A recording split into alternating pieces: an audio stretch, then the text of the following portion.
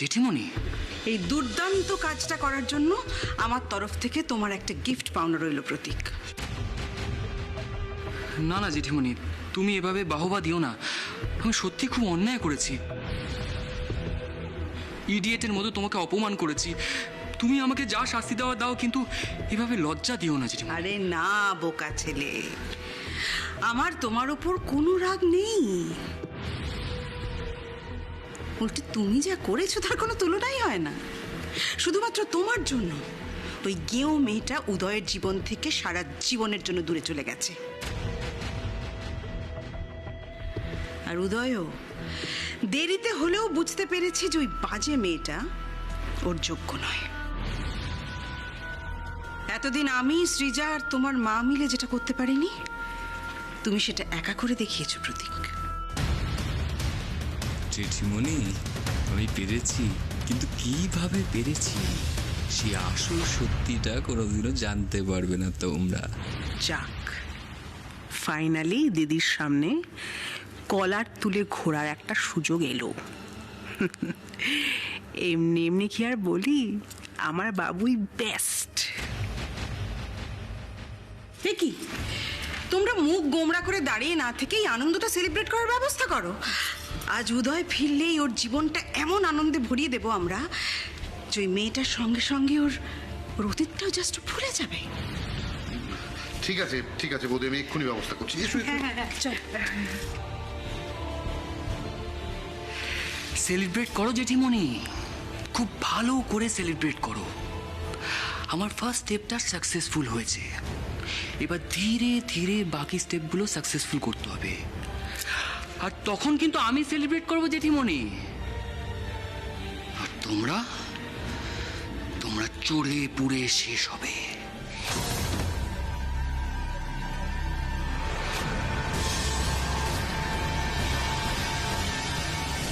শুধু একটাই আফসোস, তোমাকে আমি পেলাম না রিমলি। তবে প্রতীক মুখার্জি এত সহজে হাল ছাড়ার বান্দা নয়। আমার গায়ে হাত তুলেছিলে না, এবার তুমি পৃথিবীর যে প্রান্তেই থাকো না কেন, আমি তোমাকে ঠিক খুঁজে বার করে শোধ তুলবই।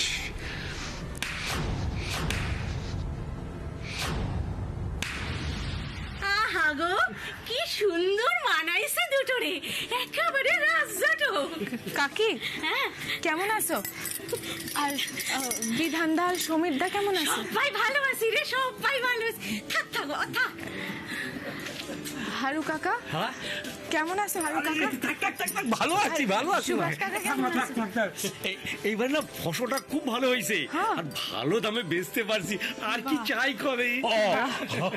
তবে এই মোড়ল মশাই শয়তানি একখানি খুব কাজে লাগছে আমাকে। কি গো? এই যে ভগবান তগো দুইজনরে যদি জুটি না বাইন্দা দিত, তাইলে কি জামাই আমরা হাজার তপস্যা করে পাইতাম না। আচ্ছা ঠিক আছে ঠিক আছে, মুখ মিষ্টি করো তো একটু। নাও নাও নাও নাও নাও নাও নাও। কই কই হারু দা দেখি, নেন দেখি। সুভাষ দা, এই রিমলি কই কি মা, ওই অষ্টমঙ্গলার নিয়ম আচার এবার পালন করতে হইব তো, সকলে আয়া পড়ছেন, আমি ব্যবস্থা করি। মুনমুন আসো দেখি। মিষ্টি খাইলে হইব না, অনেক কাম আছে।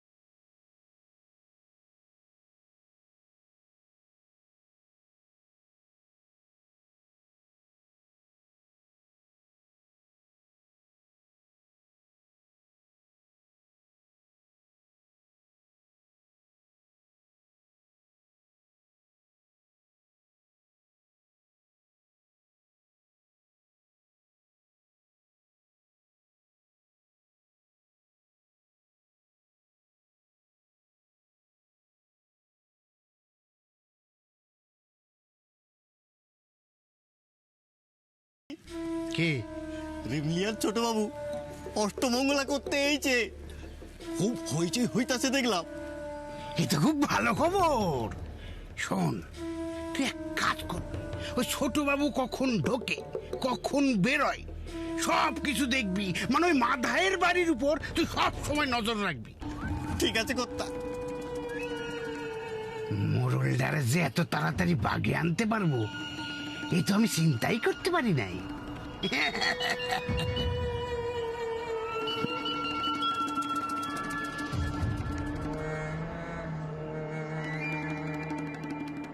পিলু, রেডি থাক, কাম আছে।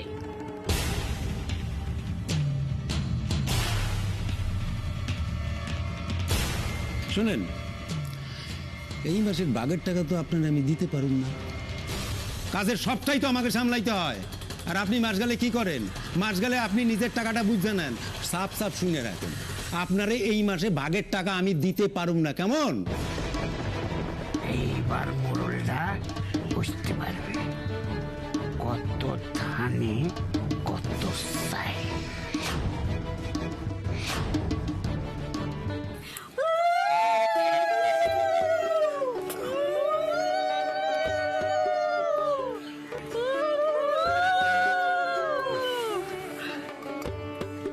আরে ও কলমি, যাও জল মালা বিয়ের চালগুলো সব নিয়ে এসো। হ্যাঁ আনতাছি, সব অহরি আনতাছি আনতাছি আনতাছি।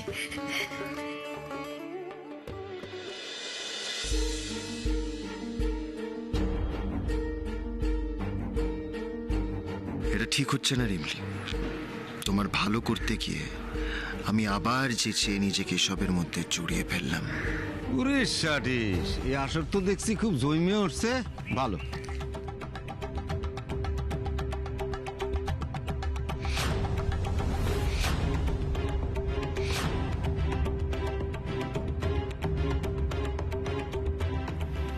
মোড়ল কাকা, ভালো ভালো, খুব ভালো। আপনারা আইছেন না, শুননাই না, কোনো অপেক্ষা করলাম না, সুইটটা চলে এলাম ছোটবাবু। আর ছোটবাবু, আপনি তো জানেন আপনাকে বিয়েটা তো আমি দাঁড়িয়ে থেকে দিছি, তাই না? হাজার হোক, সেই জন্য আর কোনো অপেক্ষা করলাম না, সুইটটা চলে এলাম, কি বুঝলেন? আজব কাণ্ড, এ প্রতিবার গন্ধ পেয়ে যায় নাকি যে আমি এসেছি?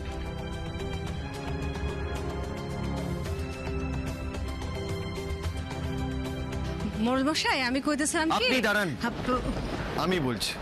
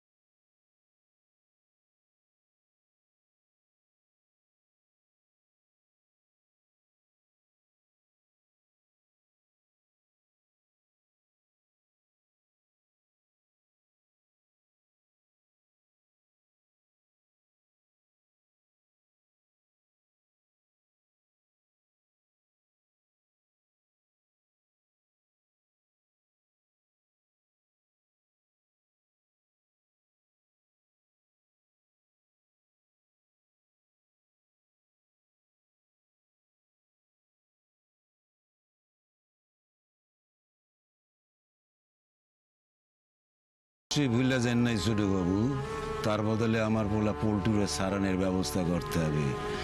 এই শর্তটা আশা করি ভুলে যান না। না না না, ভুলিনি। আমি মমের সাথে কথা বলবো বলে আপনার ছেলে পল্টুকে ছাড়ি না। ব্যাস, তাহলে তো আর কোনো কথাই নেই। আপনি আপনার কথা রাখবেন আর আমি আমার কথা রাখুন।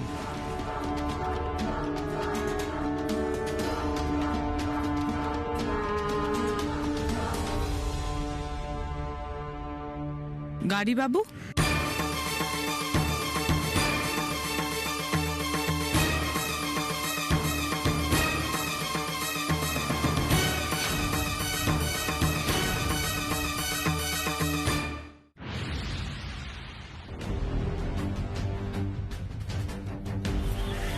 শোনো রিমলি, আমার হাতে এখন বেশি সময় নেই, আমাকে এক্ষুনি বেরোতে হবে। তুমি বরং ওইসব নিয়ম টিয়ম পালন করা। আমার এড়ায় যাইতে পারবেন না গাড়ি বাবু।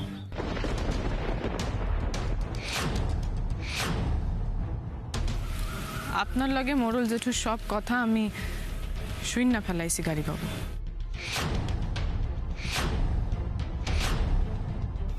আপনি আমার কাছ থেকে আর কিছু লুকাইতে পারবেন না।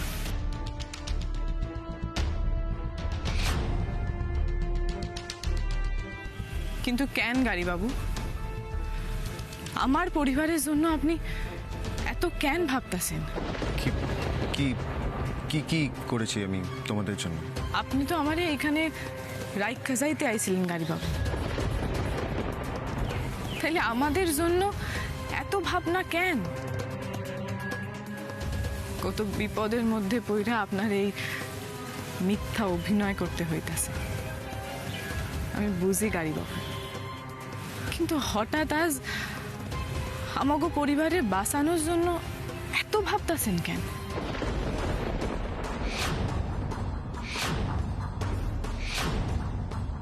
কারণ আমি তোমার মতোই রেসপন্সিবল নই রিমলি। তুমি একটা পরিবারের সম্মানের কথা না ভেবে যা খুশি তাই করতে পারো। তোমার আচরণে একটা পরিবারের কতখানি সম্মানহানি হচ্ছে তার কোনো আইডিয়া তোমার নেই। কিন্তু আমি তোমার মতোই রেসপন্সিবল নয়। তোমায় আমি সাহায্য করার চেষ্টা করেছিলাম রিমলি, চেয়েছিলাম তুমি তোমার নিজের পায়ে দাঁড়াও। কিন্তু তুমি কি করলে? তুমি সবার সামনে আমার মাথাটা হিট করে দিলে। আমি কতটা ভুল ছিলাম সেটা সবার সামনে প্রমাণ করে দিলে। আমার চেষ্টার সামান্য সম্মানটুকু দিলে না তুমি রিমলি।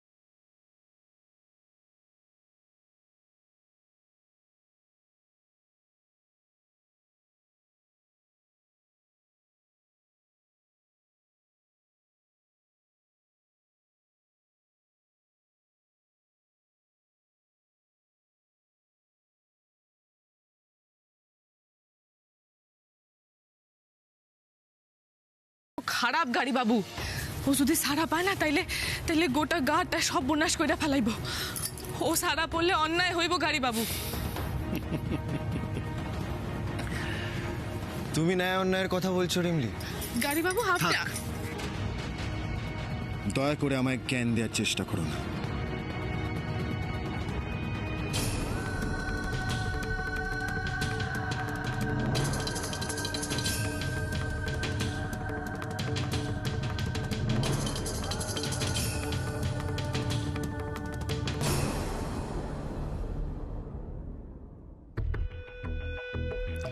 লোপা, লোপা, আরে কোথায় গেলে তুমি?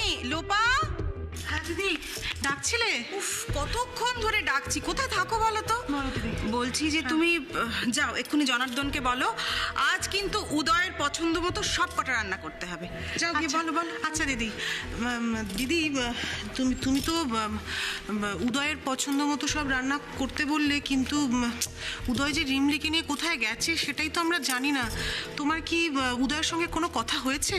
না, কোনো কথা হয়নি, কিন্তু কিন্তু কোথায় আর যাবে? ওই মেয়েটাকে নিশ্চয়ই ওর গ্রামে পৌঁছে দিতে গেছে। সেটা কি দাদা ভাইয়ের জন্য খুব একটা সেফ হবে জেঠিমণি? মানে না, মানে রিমলিদের গ্রামটা কি দাদা ভাইয়ের জন্য সেফ হবে? তুমি একবার ভেবে দেখো জেঠিমণি, যে গ্রামের লোকেরা দাদা ভাইকে রিমলির সাথে জোর করে বিয়ে দিতে পারে, সে গ্রামে দাদা ভাইয়ের রিমলিকে দিতে যাওয়াটা কি সেফ হবে? রিমলির উস্কানিতে যদি গ্রামবাসীরা দাদা ভাইয়ের কোনো অঘটন ঘটায়? সত্যি তো এটা এটা আমার মাথায় কেন এলো না? অবাক লাগছে। এক একদম ঠিক বলেছো Pratik. Thank you so much. আমি এক্ষুনি উদয়কে ফোন করছি। সত্যি যদি ওরা উদয়ের কোনো বিপদ ডেকে আনে।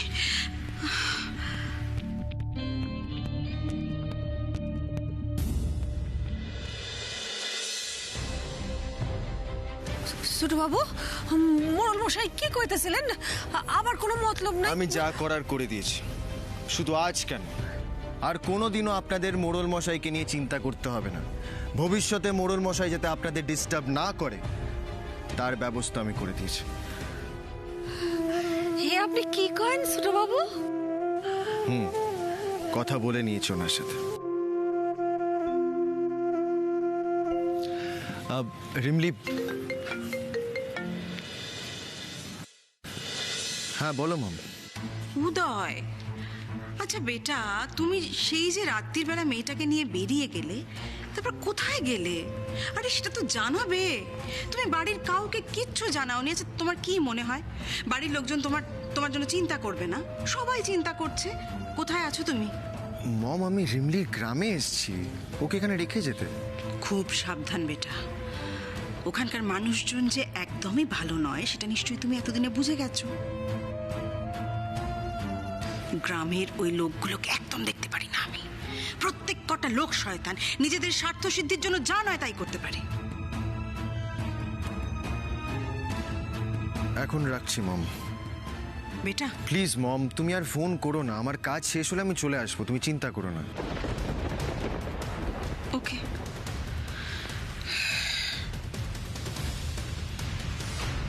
আরে যাও, পিরিখাল লয় আসো। আমাকে আরে জামাই, আর কতক্ষণ? এবার তো আমাকে নিয়ম কানুনগুলো শুরু করতে হইব। আরে জামাই বাবু, আসো আসো, আসো না, আসো আসো, আসো বসো বসো। আসো বাবা, আসো আসো, আসো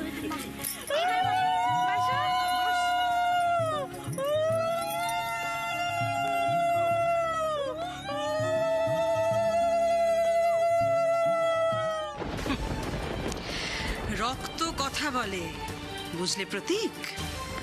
রক্ত কথা বলে। উদয়ের শরীরে যে আমারই রক্ত বইছে সেটা আমার বেটা আজ আরেকবার প্রমাণ করে দিল। যাক বাবা, আমি উদয়কে নিয়ে এখন নিশ্চিন্ত। ঠিক বলেছো দিদি।